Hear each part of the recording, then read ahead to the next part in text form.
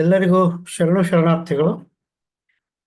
ನನಗೆ ವಚನಗಳನ್ನ ವಿಶ್ಲೇಷಣೆ ಮಾಡಲು ಪ್ರೇರೇಪಣೆ ನೀಡಿದಂಥ ಬಸವಾದಿ ಶರಣರ ತತ್ವ ಚಿಂತನೆಗಳನ್ನು ಮತ್ತು ಶರಣ ಸಿದ್ಧಾಂತಗಳನ್ನು ತಮ್ಮ ಬದುಕಿನುದ್ದಕ್ಕೂ ಅಳವಡಿಸಿಕೊಂಡಂಥ ಶಿವಸ್ವರೂಪಿ ಮಾಜಿ ಸಹಕಾರಿ ಮತ್ತು ಅರಣ್ಯ ಸಚಿವರಾದಂಥ ಶ್ರೀ ಎಸ್ ಪಾಟೀಲ್ ಅವರಿಗೆ ಕೃತಜ್ಞತಾಪೂರ್ವಕ ಶರಣಾರ್ಥಿಗಳು.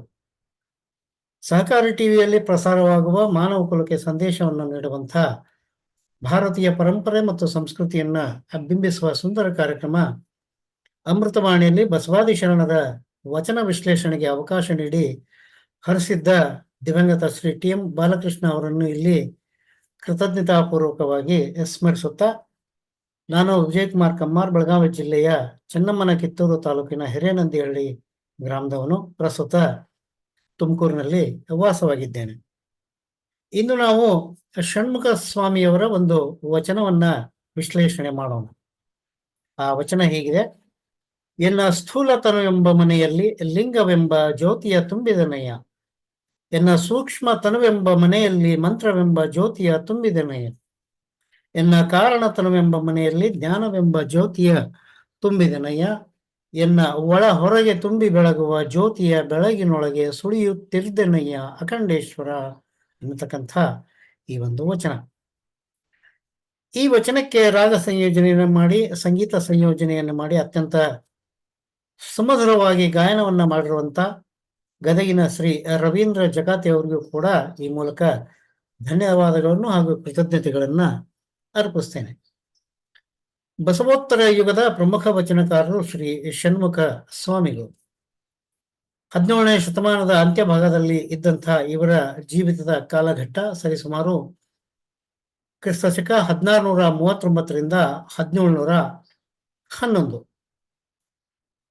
ಇವರು ಕಲಬುರಗಿ ಜಿಲ್ಲೆಯ ಜೇವರ್ಗಿ ತಾಲೂಕಿನವರಾದ ಇವರ ತಂದೆ ಶರಣ ಮಲ್ಲಪ್ಪ ಶೆಟ್ಟಿ ಹಾಗೂ ತಾಯಿ ಶರಣೆ ದೊಡ್ಡಮಾಂಬೆ. ಇವರ ಗುರುಗಳು ಜೇವರ್ಗಿಯ ವಿರಕ್ತ ಮಠದ ಗುರು ಅಖಂಡೇಶ್ವರ. ಆರಂಭದಲ್ಲಿ ಜೇವರ್ಗಿಯ ಗುರು ಅಖಂಡೇಶ್ವರ ಮಠದ ಭಕ್ತರಾಗಿದ್ದುಕೊಂಡು ಶ್ರೀ ಗುರು ಅಖಂಡೇಶ್ವರರ ನಂತರ ಜೇವರ್ಗಿಯ ವಿರಕ್ತ ಮಠದ ಪೀಠಾಧಿಪತಿಗಳಾಗಿ ನಿಯುಕ್ತಗೊಳ್ತಾರೆ. ಆರಂಭದಲ್ಲಿ ಚರಜಂಗಮರಾಗಿ ಧರ್ಮ ತತ್ವ ಬೋಧನೆ ಮತ್ತು ವಚನ ಸಾಹಿತ್ಯ ಪ್ರಚಾರಕ್ಕಾಗಿ ಲೋಕ ಸಂಚಾರ ಕೈಗೊಂಡು ಬಳಿಕ ಜೇವರ್ಗಿಗೆ ಬಂದು ಅಲ್ಲಿಯೇ ಲಿಂಗೈಕ್ಯರಾಗ್ತಾರೆ. 12ನೇ ಶತಮಾನದ ವಚನ ಸಾಹಿತ್ಯದ ಉದಯೋನ್ಮುಖ ಕಾಲಘಟ್ಟವಾದರೆ 15ನೇ ಶತಮಾನದ ಈ ಕಾಲಗರ್ಭದಲ್ಲಿ ಹುದುಗು ಹೋಗಿದ್ದಂತಹ ವಚನಗಳ ಸಂಕಲನ ಯುಗ ಅಂತ ನಾವು ಕರಿತೀವಿ. ಈ ಎರಡೂ ಕಾಲಘಟ್ಟಗಳು ವಚನ ಸಾಹಿತ್ಯದ ಸುವರ್ಣ ಯುಗ ಅಂತಾನೆ ನಾವು ಹೇಳ್ಬೋದು. ಇದರ ಜೊತೆಗೆ ವಚನ ವಾङ्ಮಯದ 3ನೇ ಕಾಲಘಟ್ಟವು ಈ ವಚನ ಸಾಹಿತ್ಯವನ್ನ ನಾಡಿನ ಎಲ್ಲೆಡೆಗೆ ಪಸರಿಸಲು ಅತ್ಯಂತ ಪ್ರಮುಖವಾದಂತಹ ಪಾತ್ರವನ್ನ ವಹಿಸ್ತದೆ.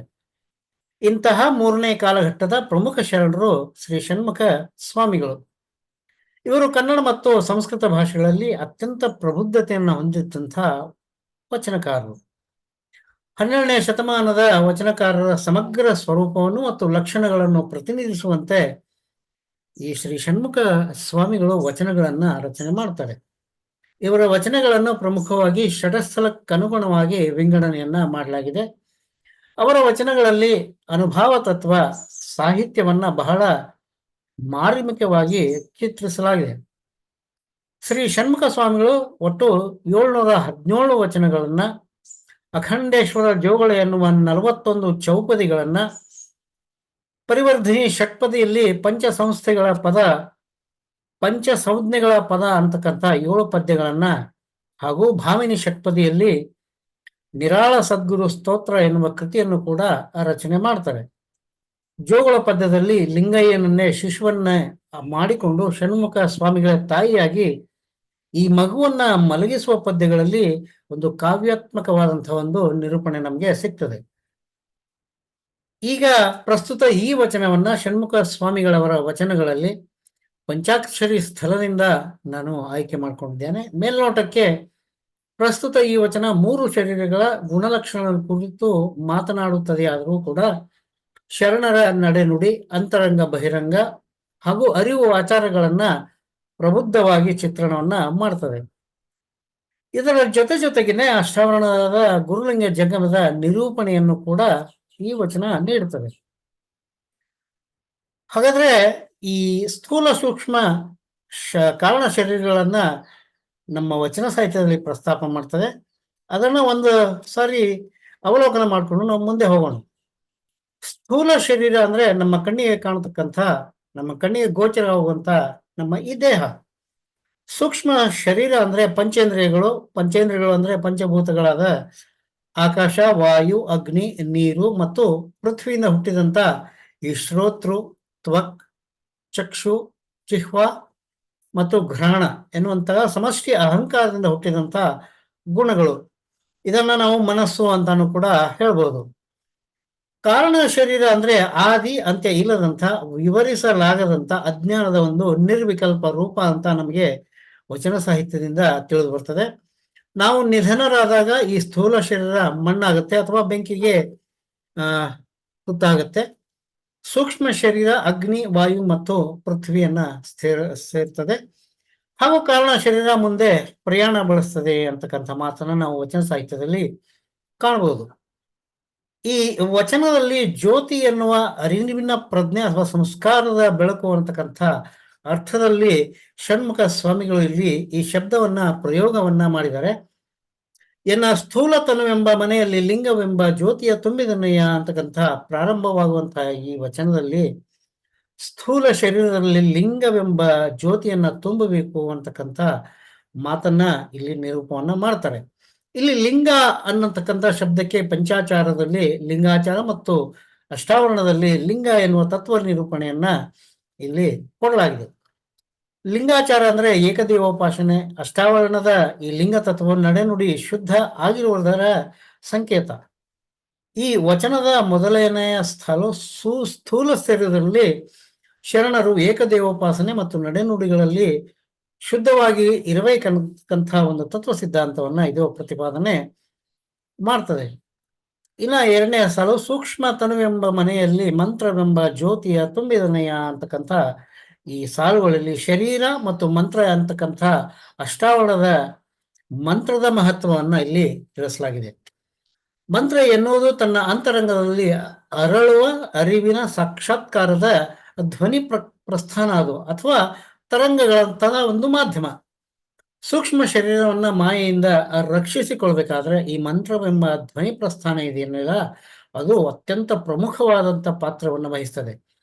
ಯಾವ ಮಾಯೆಗೂ ಒಳಗಾಗದೆ ನನ್ನ ಸೂಕ್ಷ್ಮ ಶರೀರ ಅಥವಾ ಮನಸ್ಸನ್ನ ಕೆಡಿಸಿಕೊಳ್ಳದೆ ಸಾತ್ವಿಕ ಮನಸ್ಸನ್ನು ಉಳ್ಳವನಾಗಲು ಸಹಾಯವನ್ನ ಮಾಡ್ತದೆ ಅಂತಕ್ಕಂಥ ತತ್ವ ಸಿದ್ಧಾಂತವನ್ನ ಸೂಚ್ಯವಾಗಿ ಈ ಸಾಲುಗಳಲ್ಲಿ ನಿರೂಪಣೆ ಮಾಡಲಾಗಿದೆ.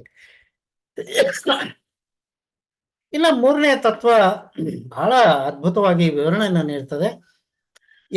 ಕಾರಣ ತನುವೆಂಬ ಮನೆಯಲ್ಲಿ ಜ್ಞಾನವೆಂಬ ಜ್ಯೋತಿಯ ತುಂಬಿದನಯ್ಯ ಅಂತಕ್ಕಂಥ ಮಾತುಗಳನ್ನ ಇಲ್ಲಿ ಹೇಳ್ತಾರೆ.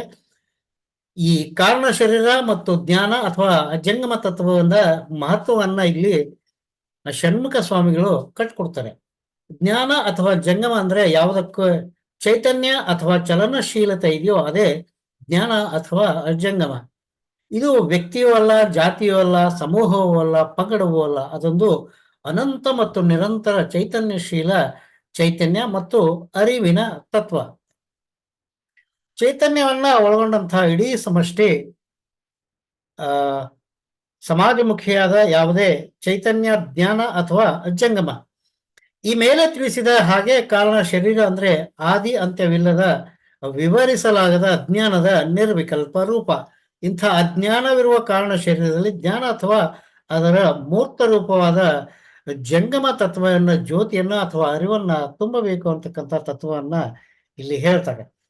ಇನ್ನ ಕೊನೆಯದಾಗಿ ಹೇಳ್ತಾರೆ, ಒಳ ಹೊರಗೆ ತುಂಬಿ ಬೆಳಗುವ ಜ್ಯೋತಿಯ ಬೆಳಗಿನೊಳಗೆ ಸುಳಿಯುತ್ತಿರಿದನರಿಯ ಅಂತಕ್ಕಂಥ ಮಾತುಗಳು ಇಡೀ ಅಷ್ಟಾವರಣ ಮತ್ತು ಪಂಚಾಚಾರಗಳಿಂದ ಸ್ಥೂಲ, ಸೂಕ್ಷ್ಮ ಮತ್ತು ಕಾರಣ ಶರೀರಗಳು ಶುದ್ಧವಾಗಿರುವತಕ್ಕಂಥ ಒಂದು ಸಂದೇಶವನ್ನ ಇವು ನೀಡ್ತವೆ. ಮೋಹ ಮಾಯೆಗಳೆಂಬ ತರಂಗಗಳ ಬಲೆಯ ಸಿಲುಕದಂತೆ ಮಾಡುವಲ್ಲಿ ಈ ತತ್ವ ಸಿದ್ಧಾಂತದ ಆಚರಣೆಗಳು ಅತ್ಯಂತ ಪ್ರಮುಖವಾದ ಪಾತ್ರವನ್ನ ವಹಿಸ್ತವೆ. ಭಕ್ತನಾದವನು ಶರಣನಾಗುವ ಹಾದಿಯಲ್ಲಿ ಈ ತತ್ವ ಸಿದ್ಧಾಂತಗಳ ಆಚರಣೆಗಳು ಅತ್ಯಂತ ಪ್ರಮುಖವಾದ ಪಾತ್ರವನ್ನ ವಹಿಸ್ತವೆ ಅಂತಕ್ಕಂಥ ವಿಷಯ ಅತ್ಯಂತ ಸರಳ ಶಬ್ದಗಳಲ್ಲಿ ನಿರೂಪಣೆಯನ್ನ ಒದಗಿಸುವುದು ಷಣ್ಮುಖ ಸ್ವಾಮಿಗಳ ಈ ವಚನದ ವಿಶೇಷತೆ ಅಂತ ಹೇಳ್ತಾ ನನ್ನ ಈ ವಚನ ವಿಶ್ಲೇಷಣೆಗೆ ವಿರಾಮವನ್ನು ಹೇಳ್ತಾನೆ. ಶರಣು ಶರಣಾರ್ಥಿಗಳು.